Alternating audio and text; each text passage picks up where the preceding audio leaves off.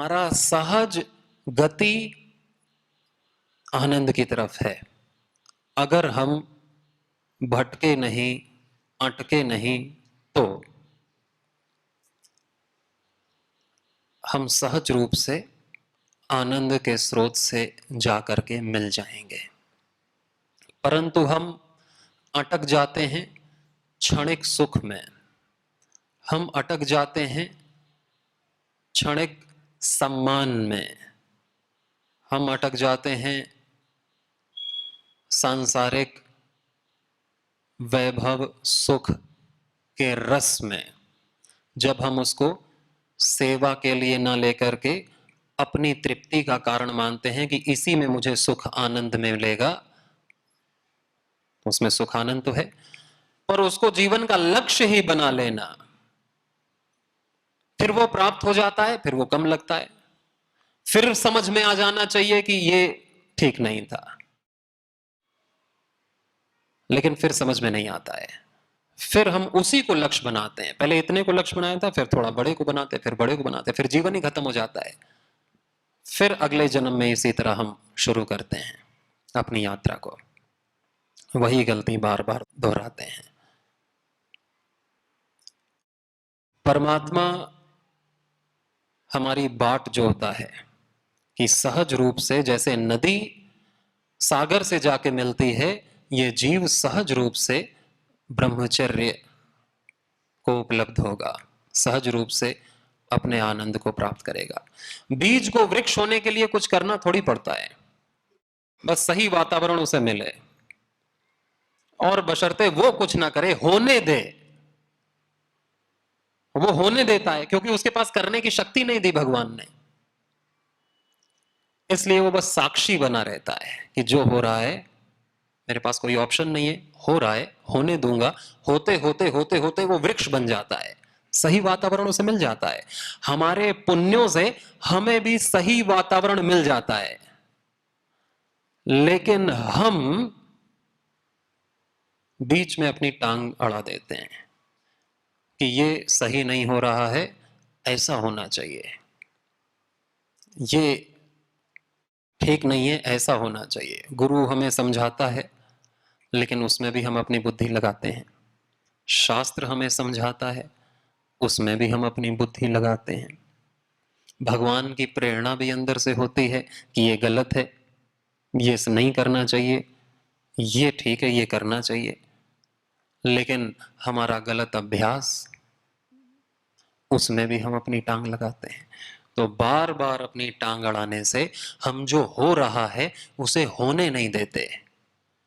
जो प्रकृति वातावरण हमारे लिए निर्माण करती है, हम उसे अस्वीकार कर देते हैं कि नहीं, इतना धन ठीक नहीं, मैं थोड़ा और दूसरे तरीके से कमाऊंगा। इतना सम्मान ठीक नहीं है, मैं और दूसरे तरीके से सम्मान चाहिए मेरे को। वो अस्वीकार हो जाता है, परिस्थितियां स्वीकार नहीं हो पाती, अपनी योग्यता स्वीकार नहीं हो पाते, संबंध स्वीकार नहीं हो पाते। अगर जो हमारे साथ हो रहा है हम उसे होने दें, भगवान यही चाहता है कि भाई करो अपना कर्तव्य और फिर जो हो रहा है उसे होने दो, फिर उसे स्वीकार तुम्हें करना है। अस्वीकार करोगे तो दुख होगा, चीजें थोड़ी बदलेंगी। अगर तुमने परिस्थितियों को अस्वीकार कर दिया, तुम्हें दुख जरूर होगा, स्वीकार करना पड़ेगा। स्वीकार कर लें हम कि जो हो रहा है वो भगवान की इच्छा से हो रहा है। मेरी इच्छा से हो तो अच्छी बात है, और मेरी इच्छा से जो नहीं हो रहा है वो उसकी इच्छा से हो रहा है, क्योंकि तीसरा कोई है ही नहीं कि उसकी इच्छा से हो रहा हो। बस दो ही हैं, या मैं या परमात्मा। और बड़ी बुद्धि किसकी है? परमात्मा की। मुझसे तो बड़ी होगी। तो मेरी इच्छा से हो रहा है तो ठीक बात है, लेकिन अगर मेरी इच्छा से नहीं हो रहा है तो और प्रसन्न हो जाना चाहिए कि उसकी इच्छा से हो रहा है, और उसकी इच्छा मेरे लाभ के लिए ही है। उसकी इच्छा ही पूरी हो, अपनी इच्छा तो रखनी नहीं चाहिए, क्योंकि मेरी बुद्धि कितनी है, मेरी इच्छा अगर पूरी होने लगे तो सबसे जल्दी मैं अपना नाश कर लूंगा। अच्छा हो, अच्छा ही हुआ कि हमारी सारी इच्छाएं पूरी नहीं हुई अभी तक, नहीं हम यहां नहीं होते, पक्का हम यहां नहीं होते। अगर हमारी अभी तक की सारी इच्छाएं पूरी हो गई होती तो हम यहां नहीं होते।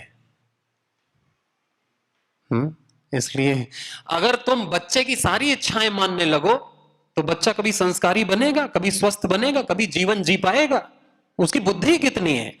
माता पिता नहीं, नहीं बेटा ऐसा नहीं करना तुमको, नहीं ये नहीं खाना, अभी जागना, अभी नहीं सोना, ऐसे बात करना, ऐसे नहीं करना। उसकी बुद्धि कितनी है माता पिता जानता है, वो थोड़ी जानता है।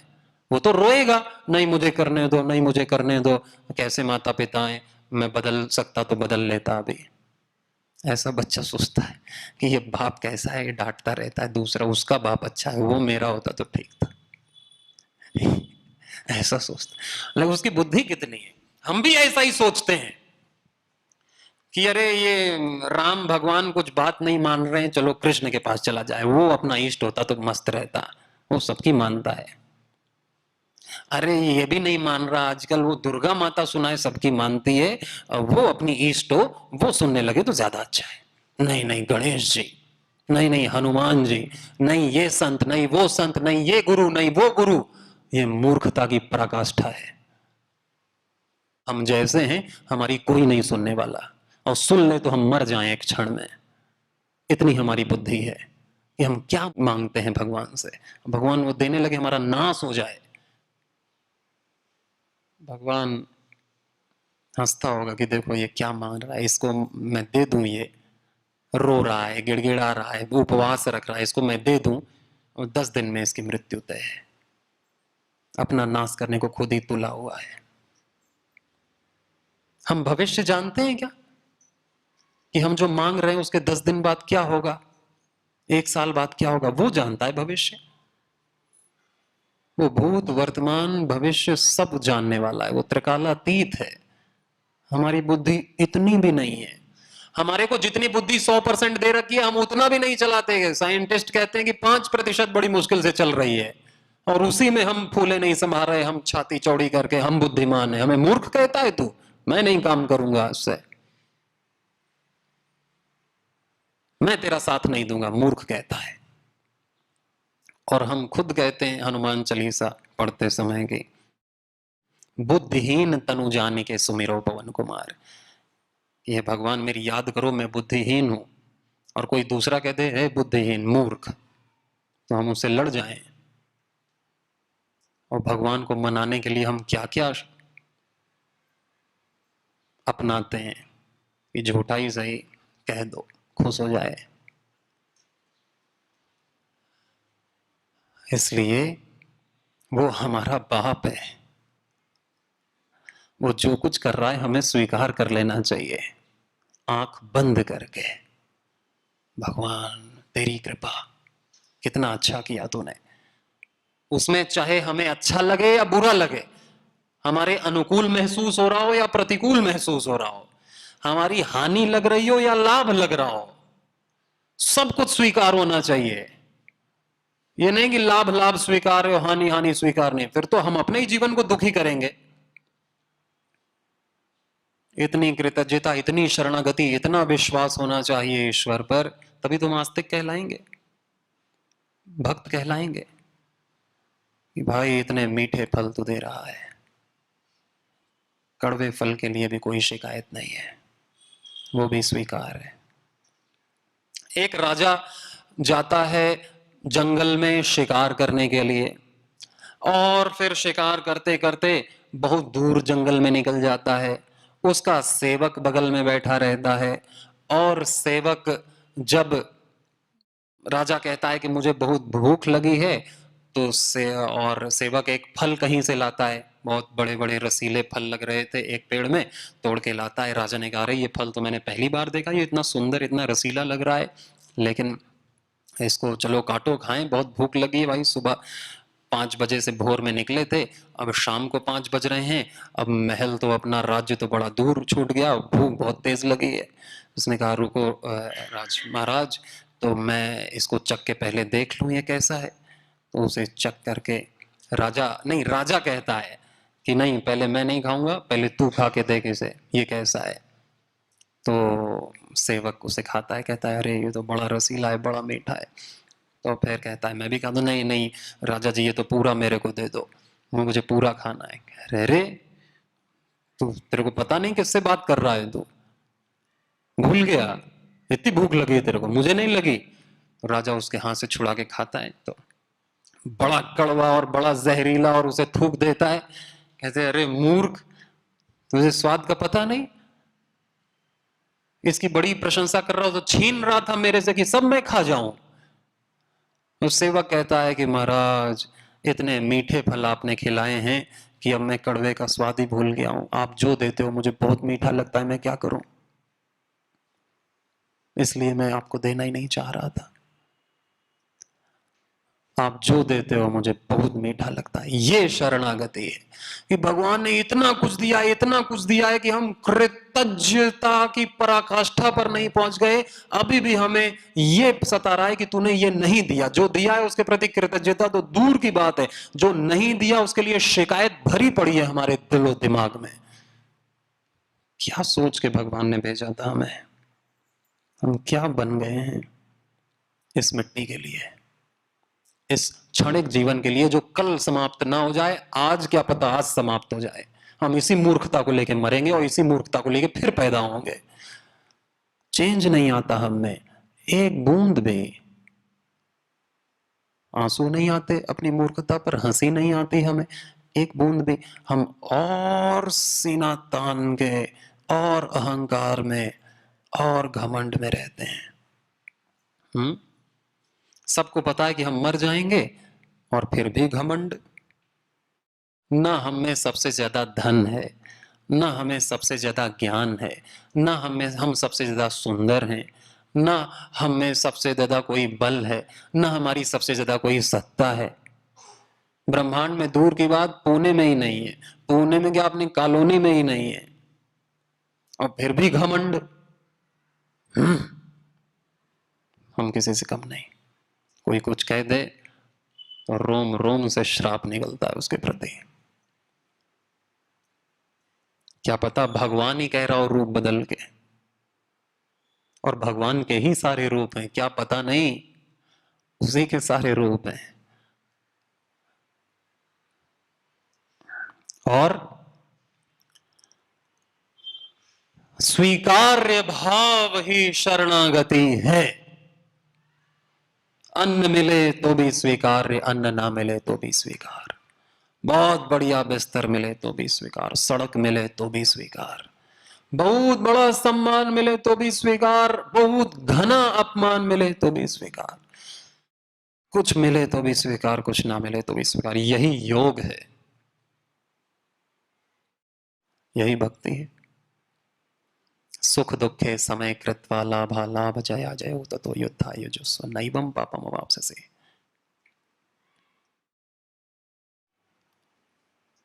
समत्वम योग उच्यते, बुद्धि युक्तो जहाति है उभे सुकृत दुष्कृते तस्मात् योगा युजस्व योगः कर्मसु कौशलम। स्वीकार्य भाव, लेकिन अपना कर्म करते हुए स्वीकार्य भाव रखना। अपना कर्तव्य कभी नहीं छोड़ना है कि भाई हम तो कुछ नहीं करेंगे, देखेंगे जो होगा होगा। ऐसा नहीं कहा भगवान ने। भगवान ने करने की शक्ति दी है, अपने सामर्थ्य के अनुसार करना है, अपने कर्तव्य के अनुसार करना है। हम करेंगे, अंतिम श्वास तक हम करेंगे, निष्क्रिय नहीं होंगे, अकर्मण्य नहीं होंगे, लेकिन हृदय से पूरी स्वीकार्य भाव में करेंगे कि फल कुछ भी हो मैं अपना कर्तव्य करूंगा, क्योंकि मेरा धर्म मेरा कर्म है, क्योंकि मेरी उपासना मेरी पूजा मेरा कर्म है। इस पर मेरा अधिकार है। अपने कर्म को करना, अपने कर्तव्य को करना मेरा अधिकार है। मैं अपना अधिकार क्यों छोड़ूं? मैं अपना अधिकार नहीं छोड़ सकता, वो मेरा कर्तव्य है। कोई नहीं करने देगा तो भी मैं करूंगा, लेकिन हम अपना कर्तव्य छोड़ देते हैं क्योंकि दूसरे सम्मान नहीं दे रहे। हम अपना कर्तव्य छोड़ देते हैं क्योंकि दूसरा अच्छा व्यवहार नहीं कर रहा है। हम अपना कर्तव्य छोड़ देते हैं क्योंकि कुछ दुख परेशानी संकट आ गया, कुछ विपरीत परिस्थितियां आ गई। हम अपना कर्तव्य छोड़ देते हैं क्योंकि फल वैसा नहीं मिला जैसा हम चाहते थे, या उतना नहीं मिला जितना हम चाहते थे। भगवान ने कहा कि भाई फल की चिंता मत करो ना, उसे तो स्वीकार कर लिया करो। कर्मण्येवाधिकारस्ते मा फलेषु कदाचन। फल में तुम्हारा अधिकार ही नहीं है, फल तो मैं दूंगा तुम्हें, और अपनी सरस्वती बुद्धि से दूंगा, और वो तुम्हारे लिए लाभकारी ही होगा। भले ही तुम्हें तात्कालिक छोटी बुद्धि से लगे कि ये ठीक नहीं है, वो तुम्हारे लिए उत्तम है, सर्वोत्तम है, वो इस पूरे जगत के लिए उत्तम है। मैं कुछ भी गलत नहीं करूंगा, और तुम्हारे कर्मानुसार ही होगा, लेकिन जो तुम्हारे कर्मानुसार होगा उससे तुम्हारा लाभ ही होगा। दंड भी तुम्हारे लाभ के लिए ही होगा, पुरस्कार भी तुम्हारे लाभ के लिए ही होगा। माता पिता बच्चों को दंड देते हैं तो क्या उसकी हानि के लिए देते हैं? उसके लाभ के लिए देते हैं। शिक्षक दंड देता है छात्र छात्राओं को, उसके हानि के लिए देता है, उसके लाभ के लिए देता है। गुरु शिष्य को दंडित करता है, उसके हानि के लिए करता है, उसके लाभ के लिए करता है। लेकिन हमें दंड मिलता है, और दंड मिलता है तो अपने कर्मों से ही मिलता है, फिर उसे हमें स्वीकार करना चाहिए। कम से कम अपनी रिस्पॉन्सिबिलिटी तो लें कि भाई ये हमारे ही कर्म थे जो हम आज भोग रहे हैं, हम नहीं भोगेंगे कौन भोगेगा? ठीक है भगवान, अब तो नहीं भोगना पड़ेगा, अब तो एक कर्म का एक ही बार तो फल भोगना पड़ेगा, अब नहीं करूंगा मैं। लेकिन हमारे कर्म ही नहीं सुधर रहे तो फिर तो दंड तो चालू रहेगा ना, उसकी कृपा चालू रहेगी, वो दंड देना छोड़ेगा नहीं। हमको सुधारने के लिए दंड मिलता है, दुख मिलता है कि हम त्याग कर सकें, दुख इसलिए मिलता है कि हम परहेज कर सकें। अगर कोई परहेज ना करे खाने पीने में और उसे दंड ना मिले तो वो तो मर जाएगा। अगर वो परहेज नहीं करता खाने पीने में तो उसे रोग मिलता है। अब रोग मिलता है, दर्द मिलता है, तो वो सचेत हो जाता है कि ये नहीं खाना है अपने आप, फिर बताने की जरूरत नहीं पड़ती कि भाई ये पिज्जा बर्गर कोल्ड ड्रिंक नहीं खाना है। एक बार दुख मिल गया, रोग भयंकर मिल गए, फिर तो ऐसे तो माता पिता 100 बार बोले तो नहीं सुनेगा। एक बार बवासीर हो गई और ऑपरेशन हुआ और दुख दर्द सहना पड़ा, उसी दिन कसम अब नहीं खाऊंगा। या अल्सर हो गया, या कोलाइटिस हो गई, या कैंसर हो गया, अब नहीं करूंगा। सुधरा कि नहीं सुधरा? सुधरने की प्रेरणा अपने आप बड़ी तेजी से और अंदर से मिली कि नहीं मिली? बाहर की प्रेरणा किसी काम की नहीं होती, अंदर की प्रेरणा काम की होती है, मिल जाती है। और फिर वो व्यक्ति अपने आप योग में लग जाता है कि नहीं लग जाता है? अरे भाई अब तो कह डायबिटीज हो गया, अब तो करना पड़ेगा। सुबह अपने आप आस्था देख करके बिना किसी के कहे, हाँ यूट्यूब में डायबिटीज के लिए योगाभ्यास, फिर आधे घंटे करना, मैं 1 घंटा करूंगा, मंडूकासन के साथ करूंगा। फिर वो अपने आप उसको ऐसे 10 बार हम कहें, 100 बार कहें, ब्रह्मा करके कराए उसको नहीं करेगा, लेकिन रोग उसको मस्त प्रेरित करता है। कोई योग के लिए ना प्रेरित हो रहा हो तो एक झूठी रिपोर्ट बना दो कि तुझे देख कैंसर हो गया है, अब करना पड़ेगा, वो करने लगेगा, इस डर से करने लगे। बिना डर के हम कुछ करते ही नहीं, बिना डर के बिना भय के करते नहीं। तो भगवान डराता भी है, भय भी देता है कि इसी के बहाने इसका उद्धार हो जाए, इसी के बहाने इसका उद्धार हो जाए, ये योगी हो जाए, ये बुरी चीजों से बच जाए। अगर हमको दुख ना दे वो, तो हम अनंत जन्मों तक भी नरक में ही पड़े रहेंगे। ये उसकी बहुत बड़ी कृपा है कि हम कितने भी नारकीय कर्म करें, वो छोड़ता नहीं अपने को, वो भूलता नहीं अपने को। नहीं तो कुछ दिन बाद माता पिता भी दंड देना भूल जाते हैं, अरे ये तो लतखोर है, भाग यहां से। कितनी बार बोलेगा कोई, कितनी बार दंड देगा। शिक्षक भी उसे इग्नोर करते हैं, फिर माता पिता भी इग्नोर कर, अरे पीने दो, खाने दो, कुछ भी करे, अपने से क्या, वो मेरा बेटा ही नहीं, वो मेरी बेटी ही नहीं है कि नहीं। लेकिन वो कितना बड़ा दयालु कृपालु है, कितने जन्म हमने बर्बाद किए, उसकी नहीं सुनी, उसके विपरीत आचरण किया, गलत आचरण किया, लेकिन वो आज भी हमारी सुध लेता है, हमारे अंदर बैठा है, वो छोड़ नहीं सकता। वो बार बार हमको दुख रूपी कृपा देता है कि बेटा त्याग कर ले, देख फिर दुख आया है, त्याग कर ले, देख फिर दुख आया है, त्याग कर ले, जिस कारण से दुख मिल रहा है मैं बता रहा हूं तेरे को, त्याग कर ले। वो त्याग हो जाता है एक दिन, अगर व्यक्ति थोड़ा भी सोच समझ के बुद्धि से काम ले तो त्याग हो जाता है। त्यागना मुश्किल नहीं होता है, त्याग अपने आप हो जाता है, त्याग करना नहीं पड़ता, त्याग अपने आप हो जाता है। जिसका किडनी खराब हो जाता है, दारू का त्याग अपने आप हो जाता है कि नहीं? ये थोड़ी फिर भी पीता रहे, ना ना, मूर्ख से मूर्ख भी नहीं पिएगा। फिर जिसको समझ में आ गया है कि भाई घर में कुछ नहीं रखा है, उसका घर का त्याग अपने आप हो जाता है कि नहीं? जिसकी पत्नी ना सुन रही हो, पत्नी का त्याग हो जाता है कि नहीं अपने आप? अपने आप करना नहीं पड़ता, बस चीजों का सत्य प्रकट हो जाए ना कि भाई ऊपर ऊपर का था, त्याग अपने आप होता है, करना नहीं पड़ता। और वही त्याग असली होता है, वही त्याग भगवान हमें कराना चाहता है। और हम दुख से दुखी होते रहते हैं, फिर भूल जाते हैं, फिर एक्टिव हो जाते हैं उसी दुख को भोगने के लिए, उसी कुकर्म को करने के लिए। दुख हमको प्रभावित ही नहीं कर पाता, दुख हमें झंझोर ही नहीं पाता है, दुख हमको फील ही नहीं होता है। फिर डायबिटीज ठीक होता ही फिर मुर्गा बकरा चालू, गलत काम चालू। एक बार तो कसम खाएगा अब नहीं करूंगा, बवासीर ठीक हो जाए, अब कुछ गलत नहीं खाऊंगा, एक बार ठीक हुई, नॉर्मल हुआ कि फिर मिर्च मसाला चाट फुलके गोलगप्पे जलजीरा लगातार दिन रात, फिर हो गई, फिर कसम खाए अब नहीं करूंगा, अब नहीं करूंगा, अब नहीं। जब मरण सामने आता है तो फिर तो व्यक्ति एकदम संत बन जाता है, भगवान हो गया जो हो गया, अब नहीं करूंगा, एक बार। भगवान मान जाता है, ठीक है चले एक बार।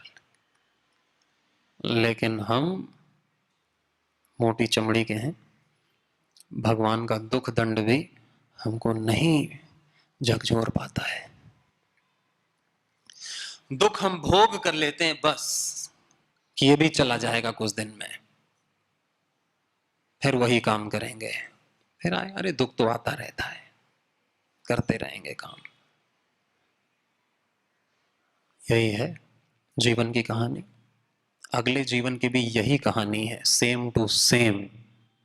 अगले जीवन का कोई भी प्रयोजन नहीं है अगर इस जीवन में क्रांति आज नहीं हुई और हम उस क्रांति में प्रतिपल नहीं जिए, तो आगे आने वाले अरबों खरबों जीवन की सेम टू सेम यही कहानी है जो हमने इस जन्म में दोहराई है। और पता नहीं अगला जन्म मिलेगा भी नहीं मिलेगा मनुष्य का, इसी में चांस रहता है सुधरने का, कर्म करने का। बाकी किसी योनि में कर्म करने की स्वतंत्रता नहीं है, ईश्वर को मानने की स्वतंत्रता नहीं है, स्वयं को जानने की स्वतंत्रता नहीं है। और भी तो कितने जीव हैं बेचारे इंतजार कर रहे हैं कि हमें मनुष्य का जन्म मिले, अभी सीट खाली नहीं है, भरे पड़े हुए हैं, कब छोड़ेंगे इनका मतलब, किसी मतलब का जीवन नहीं, सीट और भरे पड़े हैं, पास इन्हें होना नहीं और सीट खाली कर नहीं रहे, तो वो इंतजार कर रहे हैं। और हम पास होने के लिए यहाँ पे आए हैं इस शिविर में भगवान के कुछ दिन के लिए, कि हमें सत्य का बोध हो सके और हम असत्य से मुक्त हो सकें, हम जन्म मृत्यु जरा व्याधि से मुक्त हो करके एक परम जीवन को प्राप्त कर सकें, आनंद को प्राप्त कर सकें। इसलिए हम आए। और इस थोड़े से जीवन में हम अहंकार से नहीं पार पा पाते, अहंकार बढ़ता जाता है, जितना ज्ञान कम होगा उतना अहंकार ज्यादा होगा, जितना बोध बढ़ेगा उतना अहंकार शून्य होता जाएगा। जिसमें जितना बड़ा अहंकार उसका ज्ञान उतना शून्य, माइनस में।